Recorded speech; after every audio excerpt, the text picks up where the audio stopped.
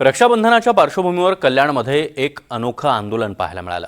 केडीएमसीमधील कंत्राटी महिला परिवहन कर्मचाऱ्यांच्या वेतन कपातीच्या मुद्द्यावरून मनसे आक्रमक झाली आहे। मनसेच्या नेतृत्वाखाली कर्मचाऱ्यांनी थेट केडीएमसी आयुक्त अभिनव गोयल यांच्या बंगल्यासमोर आंदोलन करत निषेध नोंदवला। विशेष म्हणजे आयुक्तांचा मुखवटा परिधान करून कर्मचाऱ्यांनी बंगल्याच्या प्रवेशद्वाराला राखी बांधत आपल्या मागण्यांकडे लक्ष वेधण्याचा प्रयत्न केलाय।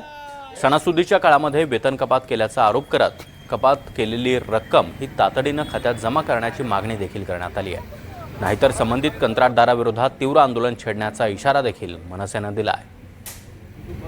ह्या परिवहन विभागाचा पगार झालेला नाही की आपण पाहताय की महाराष्ट्रामध्ये आपल्या हिंदू धर्मामधली सगळ्यात मोठा सण म्हणजे नागपंचमी संपल्यानंतर नारळी पौर्णिमा आणि मग रक्षाबंधन येतोय। पण आज रक्षाबंधनाच्या दिवसाला आज आमच्या या महिलांना राख्या घेण्यासाठी यांच्याकडे पैसे उरलेले नाहीत किंवा भाऊ जर घरी आला तर गोडधोड करण्यासाठी काही पैसे उरलेले नाही। म्हणून आज आम्ही आयुक्तांना साकडं घालण्यासाठी इथं आलेलो आहेत। आमच्या महिलांनी आयुक्तांना राखी बांधलेली आहे।